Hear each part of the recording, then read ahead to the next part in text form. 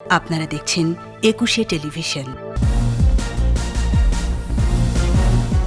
সুবর্ণ জয়ন্তীতে রাষ্ট্রীয় আয়োজন, মহাবিজয়ের মহানায়ক, অনুপ্রেরণা যোগায় বঙ্গবন্ধুর জীবন সংগ্রাম। দেশবাসীকে শপথ পাঠ করালেন প্রধানমন্ত্রী, মুক্তিযুদ্ধের চেতনায় অসাম্প্রদায়িক সোনার বাংলা গড়ার অঙ্গীকার। জাতীয় স্মৃতিসৌধে বীর শহীদদের প্রতি বিনম্র শ্রদ্ধা, ষড়যন্ত্র নস্যাৎ করে এগিয়ে যাওয়ার প্রত্যয়।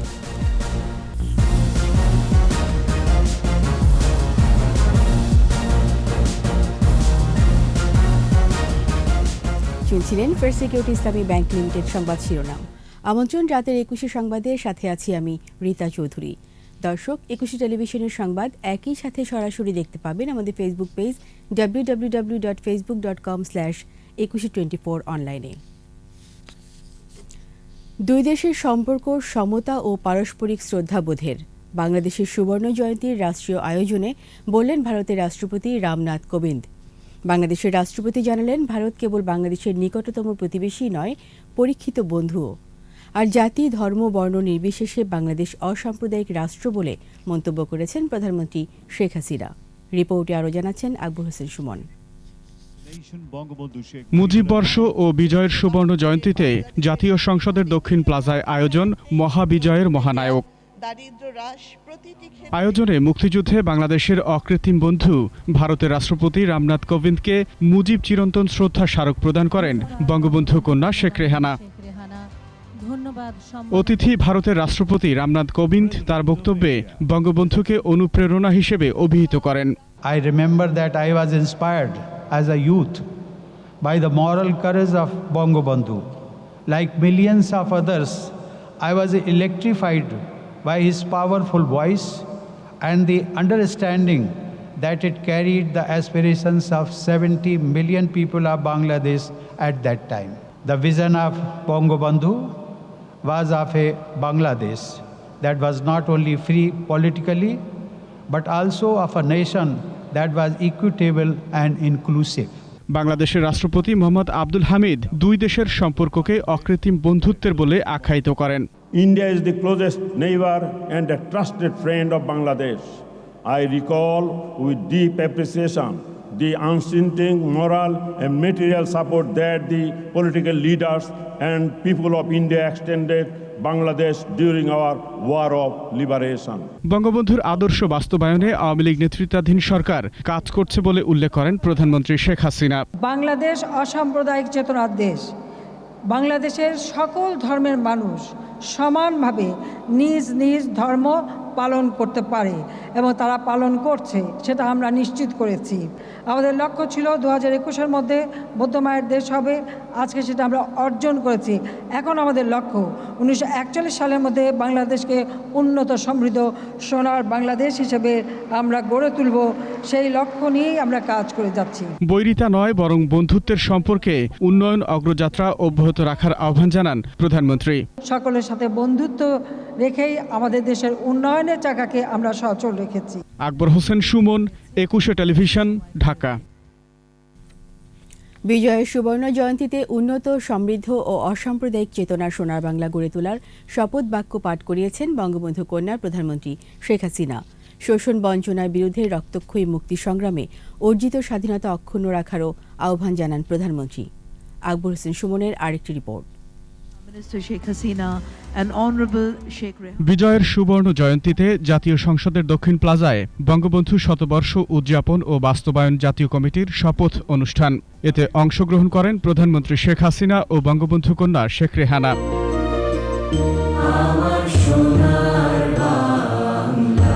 জাতীয় সঙ্গীতে শুরু হয় আনুষ্ঠানিকতা। মহান মুক্তিযুদ্ধে শহীদ সূর্য সন্তান, নির্যাতিতা মা বোন সহ আত্মোৎসর্গকারী সবার প্রতি শ্রদ্ধা জানান প্রধানমন্ত্রী। বঙ্গবন্ধু কন্যা তাঁর বক্তব্যে তুলে ধরেন ২৪ বছরের স্বাধীনতা সংগ্রামের ইতিহাস ও বঙ্গবন্ধুর অবদানের কথা। গণতন্ত্র, ভোট ও ভাতের অধিকার আদায়ের সংগ্রাম করতে গিয়ে যারা জীবন দিয়েছে তাদেরকে আমি স্মরণ করি। দীর্ঘ ২৪ বছরের সংগ্রাম, জাতির পিতা বঙ্গবন্ধু শেখ মুজিবুর রহমান যে সংগ্রাম পরিচালনা করেছেন, বাংলাদেশের মানুষের রাজনৈতিক, অর্থনৈতিক ও সামাজিক অধিকার আদায়ের জন্য বঙ্গবন্ধু শেখ মুজিবুর রহমান তার জীবন উৎসর্গ করেছিলেন। অনুষ্ঠানে যুক্ত থাকা সারা দেশের সর্বস্তরের মানুষ দাঁড়িয়ে প্রধানমন্ত্রীর কণ্ঠে কণ্ঠ মিলিয়ে পাঠ করেন বিজয়ের শপথ বাক্য। জাতির পিতা বঙ্গবন্ধু শেখ মুজিবুর রহমানের নেতৃত্বে পাকিস্তানি শাসকদের শোষণ ও বঞ্চনার বিরুদ্ধে এক রক্তক্ষয়ী মুক্তি সংগ্রামের মধ্য দিয়ে বাংলাদেশ স্বাধীনতা অর্জন করে উন্নত, সমৃদ্ধ ও অসাম্প্রদায়িক বাংলাদেশ গড়ার দৃপ্ত শপথ কোটি কণ্ঠে এক স্বরে। জাতির পিতা বঙ্গবন্ধু শেখ মুজিবের আদর্শে উন্নত, সমৃদ্ধ ও অসাম্প্রদায়িক চেতনার সোনার বাংলা গড়ে তুলব। শপথ শেষে সংসদ প্লাজায় সাংস্কৃতিক আয়োজন উপভোগ করেন বঙ্গবন্ধুর কন্যাদ্বয়। 7.5 কোটি মানুষের আরেকটি নাম মুজিবর, মুজিবর, মুজিবর। 7.5 কোটি প্রশ্নের জবাব পেয়ে গেলাম মুজিবর, মুজিবর। আকবর হোসেন সুমন, একুশে টেলিভিশন, ঢাকা। যাদের রক্তের বিনিময়ে বিশ্ব মানচিত্রে অভ্যুদয় ঘটেছিল স্বাধীন বাংলাদেশের, মুক্তিযুদ্ধে বাঙালির বিজয়ের সুবর্ণ জয়ন্তীতে সেই বীর সন্তানদের স্মরণ করছে জাতি। জাতীয় স্মৃতিসৌধে রাষ্ট্রপতি ও প্রধানমন্ত্রীর শ্রদ্ধা নিবেদনের পর শুরু হয় দিবসটির মূল আনুষ্ঠানিকতা। সুবর্ণ জয়ন্তীতে ষড়যন্ত্র নস্যাৎ করে এগিয়ে যাওয়ার প্রত্যয় উচ্চারিত হয় বীর শহীদদের স্মৃতির বেদিতে। রিপোর্টে আরও জানাচ্ছেন মোহাম্মদ নুরুন নবী।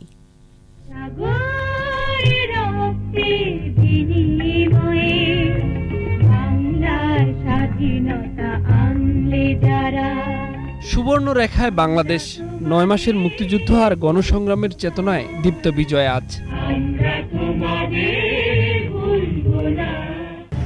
সূর্যোদয়ের সঙ্গে সঙ্গে সাভারের জাতীয় স্মৃতিসৌধে শ্রদ্ধা জানান রাষ্ট্রপতি আব্দুল হামিদ। এর পরপরই বীর শহীদদের স্মরণে পুষ্পস্তবক অর্পণ করেন প্রধানমন্ত্রী শেখ হাসিনা।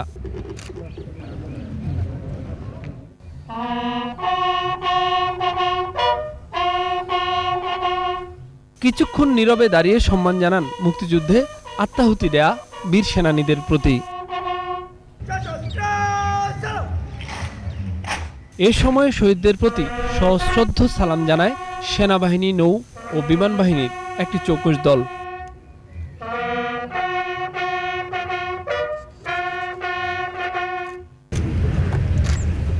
এরপর শ্রদ্ধা জানান জাতীয় সংসদের স্পিকার ডক্টর শিরিন শারমিন চৌধুরী এবং প্রধান বিচারপতি সৈয়দ মাহমুদ হোসেন। পরে দলীয় সভাপতি শেখ হাসিনার নেতৃত্বে আওয়ামী লীগের পক্ষ থেকে জানানো হয় শ্রদ্ধা। এ সময় জাতির জনক বঙ্গবন্ধু শেখ মুজিবুর রহমানের ছোট মেয়ে শেখ রেহানাও উপস্থিত ছিলেন। এরপরেই সর্বসাধারণের শ্রদ্ধা নিবেদনের জন্য উন্মুক্ত করে দেওয়া হয় স্মৃতিসৌধ প্রাঙ্গণ। একটি রক্তক্ষয়ী যুদ্ধ, লাখো প্রাণের বিনিময়ে 1971 সালের 16 ডিসেম্বর বিজয় ছিনিয়ে এনেছিল এই জাতি। 50 বছরের পথ পরিক্রমায় অনেক ধরনের চড়াই উতরাই এর মধ্য দিয়ে যেতে হয়েছে এই বাংলাদেশকে। এখন এই বাংলাদেশ পুরো বিশ্বের মানুষের কাছে আকর্ষণের এক কেন্দ্রবিন্দু এবং এই অর্থনৈতিক উত্থানকে সবাই ভালো চোখে দেখছে। সেদিন খুব বেশি দূরে নেই যেদিন বঙ্গবন্ধুর স্বপ্নের সোনার বাংলাদেশ বাস্তবে রূপ পাবে। স্বাধীনতার সুবর্ণ জয়ন্তীতে এই প্রত্যাশা পুরো জাতির। মোহাম্মদ নুরুন নবী, একুশে টেলিভিশন, জাতীয় স্মৃতিসৌধ, সাভার, ঢাকা। নিচ্ছি সংবাদ বিরতি। যখন ফিরছি তখন অন্যান্য খবরের সঙ্গে আরও থাকবে মোমেন ব্লিংকেন ফোনালাপ, নিষেধাজ্ঞার বিষয়ে বিশদ আলোচনার প্রস্তাব যুক্তরাষ্ট্রের। আবার আমন্ত্রণ রাতের 21 সংবাদে। র্যাব পুলিশের সাবেক কর্মকর্তাদের উপর মার্কিন নিষেধাজ্ঞার বিষয়ে আরও বিশদ আলোচনার প্রস্তাব দিয়েছেন মার্কিন পররাষ্ট্রমন্ত্রী অ্যান্টনি ব্লিংকেন। তবে চলমান নিষেধাজ্ঞা প্রত্যাহারের বিষয়ে কোনো কথা বলেননি। আজ সংবাদ সম্মেলনে এসব কথা জানিয়েছেন পররাষ্ট্রমন্ত্রী ডক্টর একে আব্দুল মোমেন। রিপোর্টে আরও জানাচ্ছেন মোহাম্মদ নুরুন নবী। রাষ্ট্রপতি রামনাথ কোবিন্দের সফর বিষয়ে জানাতেই সংবাদ সম্মেলন ডাকে পররাষ্ট্র মন্ত্রণালয়। সফরে সেভাবে দ্বিপাক্ষিক বিষয়ে আলাপ না হলেও সৌজন্যমূলক আলাপ হয়েছে বলেও দাবি করা হয়। বিরাজমান সকল সমস্যার সমাধান আলোচনার টেবিলে খুঁজতে ঐক্যমত দুই দেশ। মহামান্য রাষ্ট্রপতির অংশগ্রহণ। উষ্ণ সম্পর্ক অস্থিতিশীল করতে চায় না কেউই। আঞ্চলিক যোগাযোগ বাড়ানো, নবায়নযোগ্য জ্বালানি, কৃত্রিম বুদ্ধিমত্তা ও তথ্য প্রযুক্তির মতো খাতে বিনিয়োগে আগ্রহী ভারত। পানি, আপনার বর্ডার একটা করে বলি, আমরা বলি যে এমন কোনো কিছু এই দুই উভয় দেশ করবে না যাতে আমাদের স্থিতিশীলতা কিংবা অন্য অসুবিধা, আর কানেক্টিভিটির উপর খুব জোর দেওয়া হয়েছে।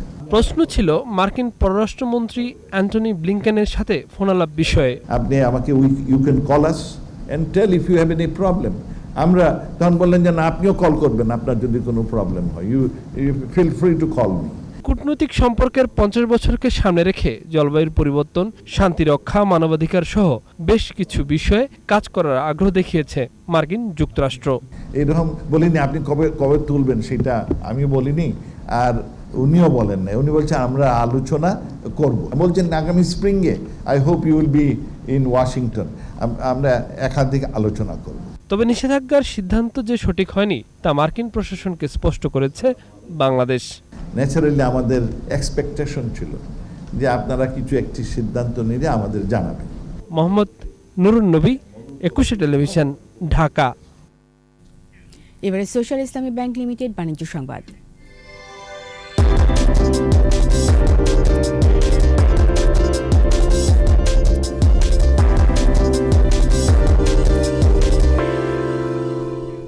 বিজয়ের সুবর্ণ জয়ন্তীতে জাতির পিতা বঙ্গবন্ধু শেখ মুজিবুর রহমানের প্রতিকৃতিতে শ্রদ্ধা নিবেদন করেছে রূপালী ব্যাংক লিমিটেড। ধানমন্ডি 32 নম্বরে ব্যাংকের চেয়ারম্যান কাজী সানাউল হক এবং managing director and CEO Mohammad Obaidullah Al মাসুদের নেতৃত্বে কর্মকর্তা কর্মচারীরা পুষ্পস্তবক অর্পণ করেন। পরে প্রধান কার্যালয়ের সামনে জাতীয় পতাকা উত্তোলন ও প্রধান কার্যালয়ে স্থাপিত জাতির পিতার প্রতিকৃতিতে পুষ্পস্তবক অর্পণের মধ্য দিয়ে বিজয় দিবসের কার্যক্রম শুরু হয়। এছাড়াও মুজিব শতবর্ষ ও বিজয়ের মাহেন্দ্রক্ষণে ব্যাংকের সকল কার্যক্রম ডিজিটাল ও প্রান্তিক গ্রাহকদের দোরগোড়ায় আধুনিক সেবা এবং তথ্য পৌঁছে দিতে রূপালী ব্যাংক লিমিটেড নিজস্ব ওয়েবসাইট উন্মোচন করে। এ সময় অন্যদের মধ্যে উপস্থিত ছিলেন ব্যাংকের উপব্যবস্থাপনা পরিচালক মোহাম্মদ জাহাঙ্গীর, মোহাম্মদ শওকত আলী খান ও খান ইকবাল হোসেন, জিএম পারসুমা আলম। বিজয় মাসে বিশেষ আয়োজন জনযুদ্ধের মুক্তিযোদ্ধা।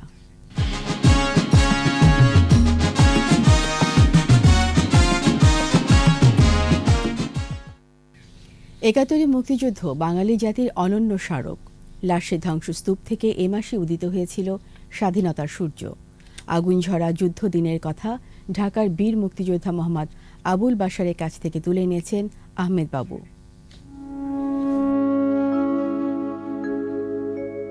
দাম দিয়ে কিনেছি বাংলা। তো 7ই মার্চের ভাষণের পরে আমরা আস্তে আস্তে ঢাকা ছেড়ে গ্রামে চলে যাই। গ্রাম থেকে আস্তে আস্তে আমরা সংঘবদ্ধ হইয়া আমরা ফেনে দিয়ে ঢুকি ভারতে চোত্তাঘোলায়। আমি ওখানে ট্রেনিং গ্রহণ করি। সেক্টর হলো 2 নম্বর sector. Sub sector commander Zafar Imam Saheb, sub sector commander, ওনার অধীনেই আমি ফেনীতে যুদ্ধে অংশগ্রহণ করি। ফেনীর পরশুরাম এবং সীমান্ত এলাকা আমরা বিভিন্ন সময় যুদ্ধে অংশগ্রহণ করি। যেহেতু নাকি ওটা বর্ডার সাইড, সবসময় ওখানে যুদ্ধ লেগে থাকতো। যুদ্ধ প্রতিদিনই হতো, এখানে কোনো দিন বাধা ছিল না। সীমান্ত এলাকায় পাকিস্তান আর্মির সাথে, রাজাকারদের সাথে, মালয়েশিয়াদের সাথে আমাদের যুদ্ধ হতো। সুরপুর ব্রিজ ছেড়ে আমরা ছাগলনাইয়াতেও একটা যুদ্ধে অংশগ্রহণ করেছিলাম। সেখানে আমরা আমাদের সাথে যুদ্ধে 6 জন মালয়েশিয়া নিহত হয়, আমাদের 2 জন আহত হয়, সেখানে শহীদ হয়নি। এটা হলো আমার স্মরণীয় যুদ্ধ। চেলোনিয়া বর্ডারে যুদ্ধ করেছি পাকিস্তান আর্মির সাথে, এবং রাজাকারদের ক্যাম্পে উড়িয়ে দিয়েছি বহু জায়গায় আমরা সহযোদ্ধারা সহ। এবং ওই পরশুরামের যে যুদ্ধ সেখানে অংশগ্রহণ করেছি। পরশুরামে বিশেষ করে অনেক বড় যুদ্ধ হয়েছে। মে মাসের শেষের দিকে 23-24 2 দিন কন্টিনিউ সেনাবাহিনীর সাথে আমাদের যুদ্ধ। এটা হলো আমার স্মরণীয় ঘটনা। 16 ডিসেম্বর দেশ স্বাধীন হওয়ার পরে আমরা চট্টগ্রাম বিশ্ববিদ্যালয়ে আমরা অস্ত্র জমা দিয়ে আমরা যার যার অবস্থানে চলে যাই। নিচ্ছি সংবাদ বিরতি। যখন ফিরছি তখন অন্যান্য খবরের সঙ্গে আরও থাকবে। নিউজিল্যান্ডে বাংলাদেশ দলের ক্রিকেটাররা করোনা নেগেটিভ, কোয়ারেন্টাইনে স্পেন কোচ রঙ্গনা হেরাত। আবার আমন্ত্রণ রাতের 21 সংবাদে। এবার প্রবাসী সংবাদ।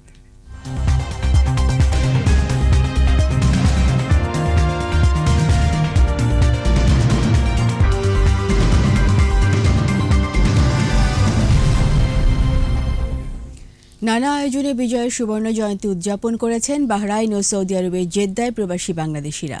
বাহরাইনে বাংলাদেশ দূতাবাসে জাতীয় সঙ্গীতের সাথে পতাকা উত্তোলনের মাধ্যমে কর্মসূচি শুরু করেন রাষ্ট্রদূত ডক্টর মোহাম্মদ নজরুল ইসলাম। এ সময় রাষ্ট্রপতি ও প্রধানমন্ত্রী বাণী পাঠ করেন দূতালয়ের প্রধান রবিউল ইসলাম ও শ্রম কাউন্সিলর শেখ মোহাম্মদ তৌহিদুল ইসলাম।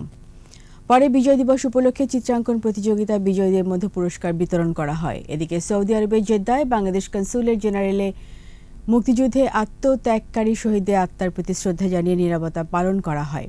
পরে অস্থায়ী শহীদ মিনারে ফুল দিয়ে শ্রদ্ধা নিবেদন করেন কনসাল জেনারেল নাজমুল হক। বিকেলে আলোচনা সভা ও সাংস্কৃতিক অনুষ্ঠানের আয়োজন করা হয়। এবার আমাদের আয়োজন বিজয় চিহ্ন।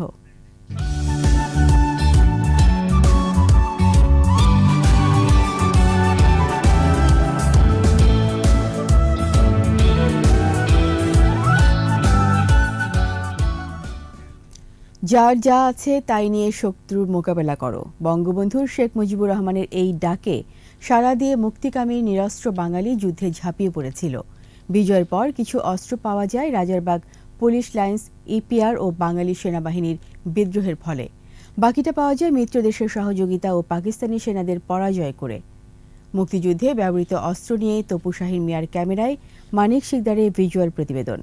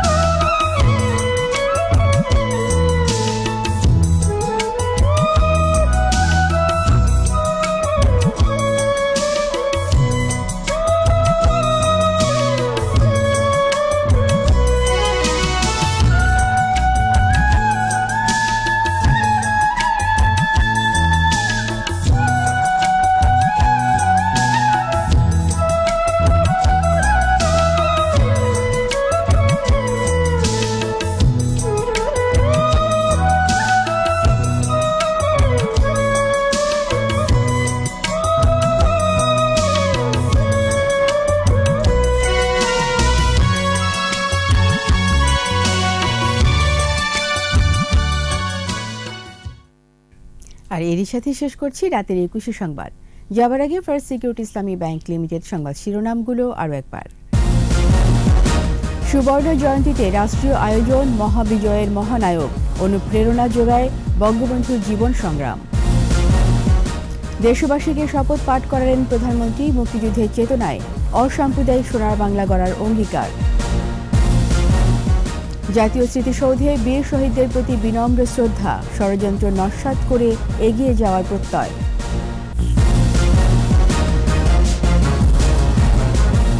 সবশেষ খবর জানতে ডায়াল করুন 2021 নাম্বার আর ভিজিট করুন 21-tv.com এই ওয়েবসাইটে।